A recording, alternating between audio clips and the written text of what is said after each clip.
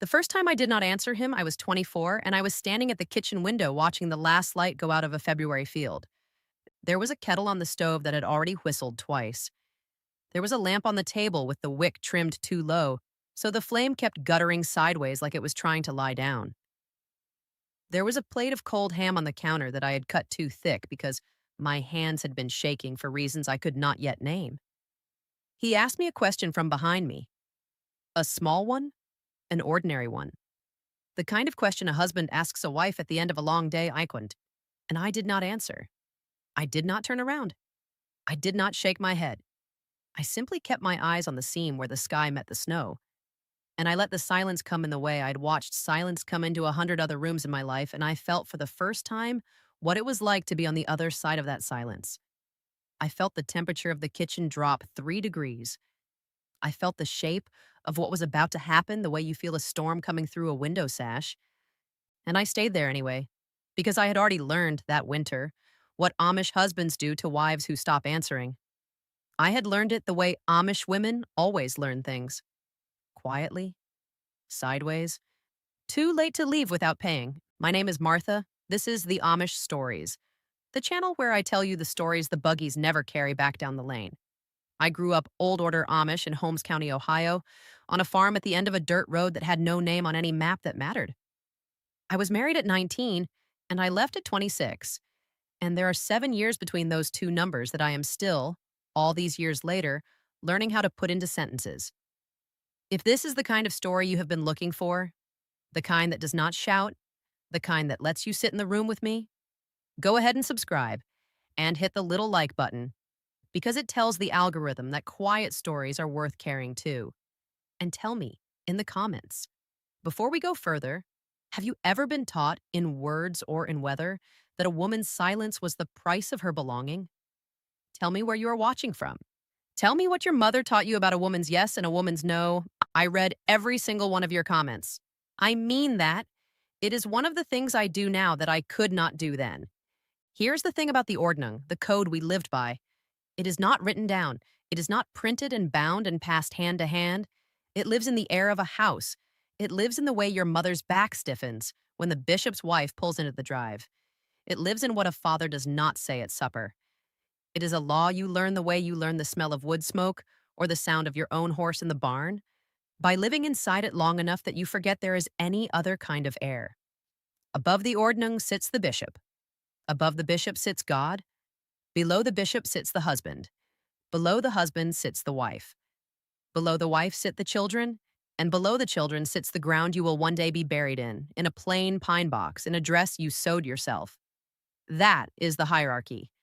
That is the shape of the world I was born into. And the mortar that holds the whole structure standing is a word that outsiders almost never hear us say out loud. Gelassenheit. Yielding. The soil yields to the plow, the field yields to the season, the wife yields to the husband yields to the bishop yields to God. And everyone, at every level, is supposed to yield so quietly that the yielding cannot be heard from the road. In the outside world, when a woman is unhappy in her marriage, she has words for it. She has a friend she can call. She has a mother who will drive across a state line.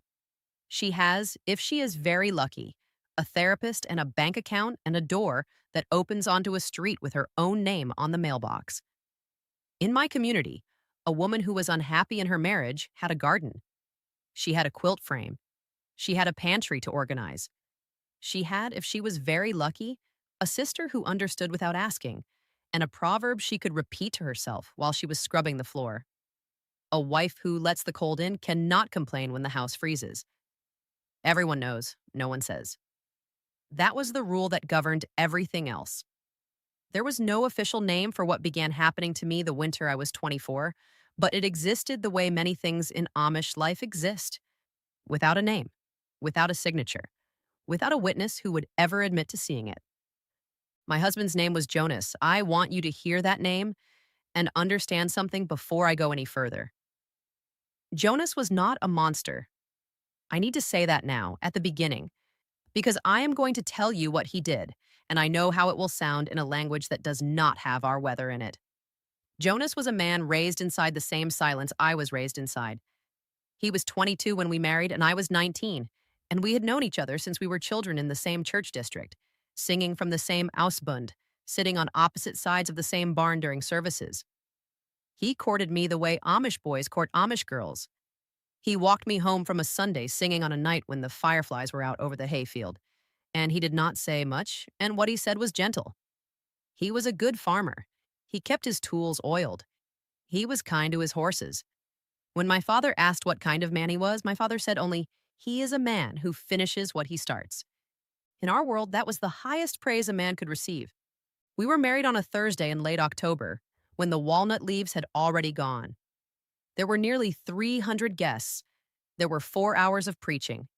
There was roast chicken and creamed celery and 7 kinds of pie cooling on a long trestle table in the shed. And my mother had cried once, briefly, into her apron while she was arranging the pies. And I had not asked her why, because I already knew, even then at 19, that a mother's tears at a daughter's wedding were not a question you asked out loud. Our first child came the following August, a boy. We named him after Jonas's grandfather. He had my mouth and Jonas's hands, and I loved him with a completeness that surprised me, and by the time he was walking, I was already carrying the next one. And by the time the next one was born, I was 22 years old, and I had not slept a full night in 3 years, and I had begun, in ways I did not yet have language for, to feel like a body that had been working a long time. The inciting thing, when it finally came, was so small I'm almost embarrassed to name it. I said, "One night, not tonight." 3 words, one sentence. I was tired the way you can only be tired when you have been nursing a baby who does not sleep and cooking 3 meals a day for a family that grows by one every 18 months and washing clothes on a wringer in a cellar in February. I said the 3 words gently. I said them the way you would say them to a friend. I said, "Not tonight, Jonas. I am so tired." And I turned toward the wall and I closed my eyes and I waited. I waited for him to be angry. I waited for him to argue. I waited for anything at all. What I got was nothing. Nothing that night. Nothing the next morning at breakfast. Nothing at noon dinner. Nothing at supper. He did not raise his voice. He did not slam a door. He did not refuse to eat the food I set in front of him. He simply stopped speaking to me the way a man stops speaking to a wife who has done something the community has already agreed in advance cannot be spoken of directly. 3 days. 4 days. On the 5th day, I said his name at breakfast, in front of the children, and he looked at me the way you look at the weather through a window.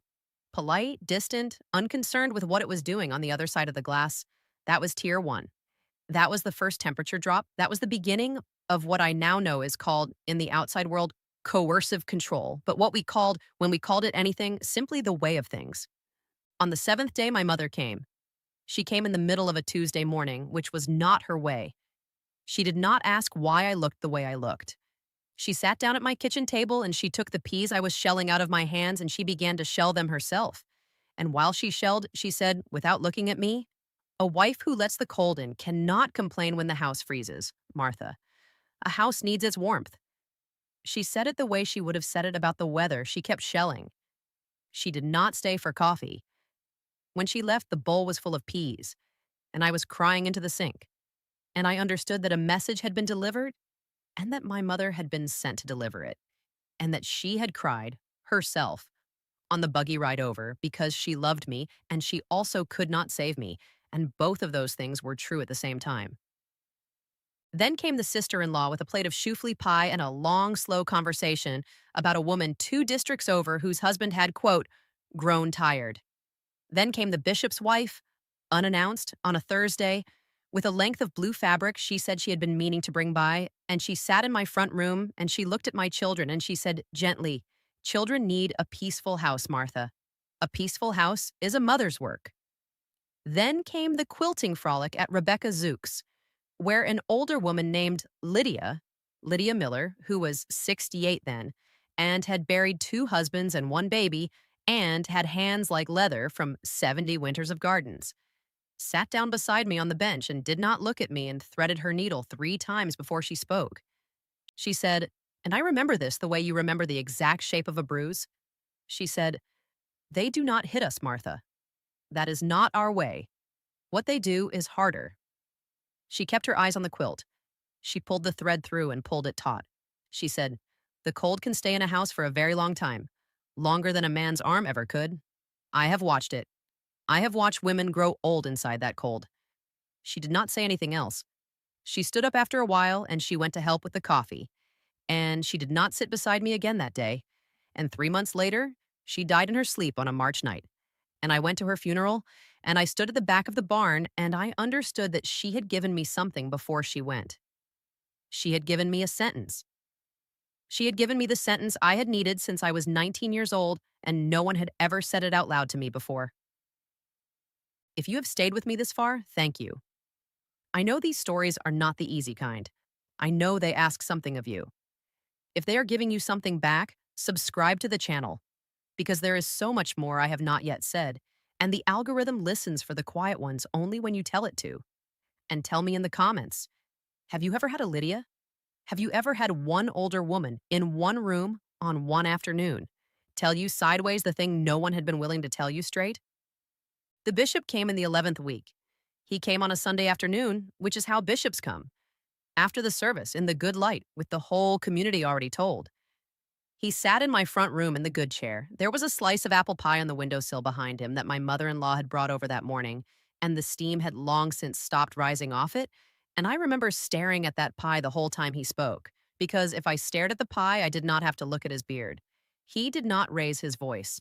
Bishops never raise their voices. He said, "We do not want to lose you, Martha." He said, "A woman's body, inside a marriage, is not a thing she owns separately." He said refusal over time is a form of pride. Pride, he said, is hokmut, and hokmut is the sin that closed the gates of heaven to the angels who fell. He said, "We are praying for you." He drank his coffee. He ate the pie. He left the plate on the windowsill with the fork resting on the rim. And I understood, sitting there in that warm room after he had gone, that I had just been warned in the softest voice a man can use, and that the next voice, if there was a next voice, would not be soft. I want to tell you about the night I knew. I want to tell you carefully because it was not dramatic, and I do not want to give it a shape it did not have.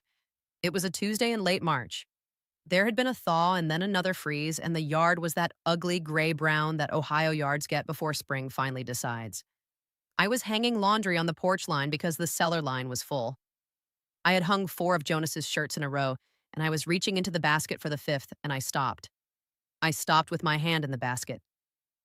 I looked at the row of shirts. 5 men's shirts, blue, gray, blue, black, blue. All the same cut, all the same collar, all the same size.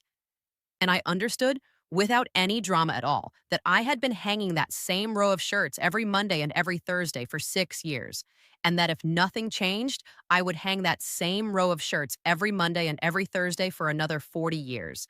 And that when I died, someone else would take the shirts down. It was not a thought, it was a knowing. It arrived the way you know a season has changed. You do not decide, you simply notice one morning that the light is different. I finished hanging the shirts. I went inside. I made supper. I put the children to bed. I did not tell anyone. I did not cry. I sat on the edge of our bed that night in the dark and I said, in my head, not out loud, the 3 words I had said months before, and I understood that they had never been about a single night at all. They had been the first sentence of a whole language I did not yet know I was learning. I will not tell you the story of the leaving today. That story belongs to a different video because it deserves its own room. I will tell you only that I left in May with 1 suitcase and the egg money I'd been saving for 11 years in a mason jar in the corner of the loft behind a bale of straw. I walked to the phone shanty at the corner of Township Road 62 at 4 in the morning while my children slept. I called a woman named Anna, who had left the Swartzentruber Church 12 years before and now lived in a small brick house in Worcester, and had told me once at a farmer's market without ever making eye contact, if you ever need to make a phone call at 4 in the morning, this is the number. Anna picked me up in an old blue station wagon. She did not ask me why. She drove me 40 miles east and gave me a bed in a room that smelled like lavender, and I slept for 14 hours.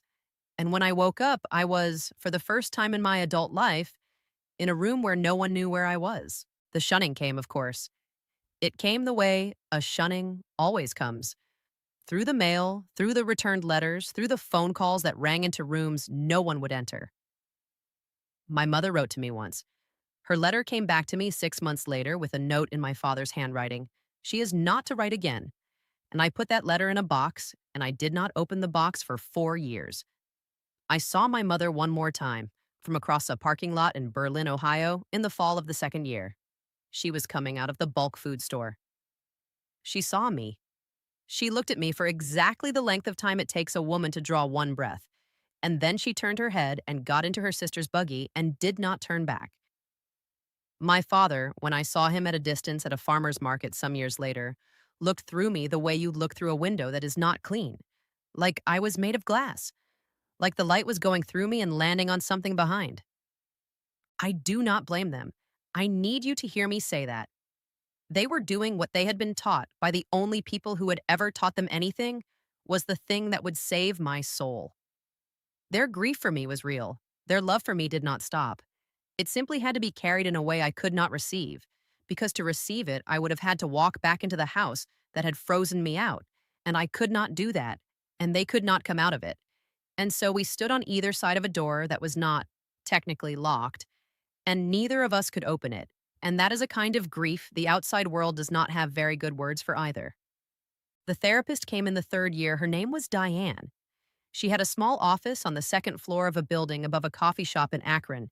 She had beige walls and a jade plant and a pair of reading glasses she was constantly losing on top of her own head.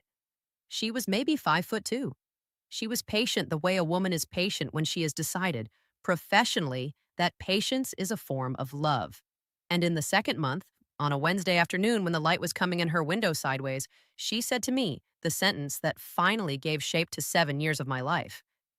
She said, "Martha, what you are describing is called coercive control." She said, "Consent that is not consent. Because the cost of saying no has been made, unbearable is not consent." She said, "Emotional withdrawal used as punishment is a form of harm, even when no hand is ever raised." She said, "The most effective systems of control are the ones that feel exactly like love, because inside them you cannot tell the difference, and neither can the people enforcing them." She said, "A community that cannot hold your questions does not actually trust its own answers." She said, "Consent is not a door you walk through once at an altar. It is a door you walk through every single day for the rest of your life, and both people have to keep opening it, or it is not a door anymore. It is a wall." I sat in her office and I cried the way I had not cried in the 11 weeks between the 3 words and the bishop's visit. I cried the way I had not cried on the porch with the shirts, or in the phone shanty at 4 in the morning, or in Anna's lavender bedroom, or on any of the 100 nights since. I cried because someone, finally, in a beige room above a coffee shop in a city that had nothing to do with any field I had ever hung laundry over, had given me the word for what had happened to me. And the word was not sin. And the word was not pride. And the word was not a wife who let the cold in. I want to be careful here. I want to say this the way it needs to be said. Jonas was not a monster. He was a man raised inside the same silence I was raised inside. He did what he had been shown by his father and his father's father, was the way a husband corrects a wife whose refusal has begun to threaten the shape of the house. He did not know another way. He was not given another way. When I picture him now all these years later, I do not picture a villain. I picture a boy of 22 on a Thursday in October in a black suit that did not quite fit at the shoulders, standing in front of 300 people, promising in front of God and the bishop and his own trembling mother to be the head of a house he had never been taught how to lead with anything other than the tools he had been handed. He used the tools he was given. The tools were the problem. The framework was the mistake, not the boy. I do not hate the Amish. I need to say that too. My community gave me things I still carry. It gave me hands that know how to work. It gave me a body that knows how to be quiet with weather. It gave me sisters I still dream about, in the good dreams and the bad ones. And it gave me a faith in something larger than myself that I have not, all these years later, entirely put down. The system is the thing. The people are inside the system the same way I was inside the system. The silence is load bearing, the silence is architecture. You cannot pull one wall out and expect the roof to hold. That is why leaving is so hard. That is why so few of us do. That is why the ones who stay are not weak. They are surviving inside a house that was built on purpose to make sure that leaving would cost more than most women could afford to pay. So, here, at the end of a story, I did not know how to tell for a very long time, is what I want to say to you. If you ever grew up in a place where your body was not treated like a thing that belonged to you first, I see you. If you ever lay in the dark beside someone and said yes because you were too tired to survive what a no was going to cost you, I see you. If you ever said three small words to a person who had authority over you and watched the temperature of the room drop for weeks afterward, I see you. If you were ever told, in words or in weather, that being a good woman meant making yourself smaller and smaller until there was nothing left of you to refuse with, I see you. If you have a Lydia in your life, an older woman who once said one sentence sideways at a kitchen table and cracked open a door you did not know was there, I see her too, and I hope you have thanked her. And if she is gone, I hope you carry her name. If you have not left yet and you are watching this at 4 in the morning in a house where everyone else is asleep, I see you the most. You are not weak. You are not weak now. You are surviving inside a system that was built brick by brick and silence by silence to make sure you could not refuse without paying for it. The fact that you are still here, still asking the question, still watching a stranger tell a story that sounds a little like your own, that is not weakness. That is the first sentence of your own leaving, whether the leaving ever happens in the outside world or only in the country of your own mind. Tell me in the comments, what part of this story stayed with you? Tell me your Lydia's name if you had one. Tell me the three words you have been afraid to say out loud to a person who had authority over you. Tell me your own story if you are ready. I read every single one. I mean that. It is the closest thing to a quilting frolic I have left. Subscribe to the Amish stories if you have not already. There is so much more I have not yet said. There are stories about the pre-wedding rooms our mothers did not prepare us for, and the bishops who came in warm parlors with pie on the windowsill, and the sisters I have not spoken to in almost 20 years. I will tell them, one at a time, in the only voice I have, which is the one I finally learned to use. Until next time, choose your freedoms wisely. They might just save your life. Your no is a whole sentence. It always was. Your body is yours. It was yours before you spoke any vow. And the silence, however long it has been load-bearing in the house you were born into, is not the roof. You are the roof. You always were.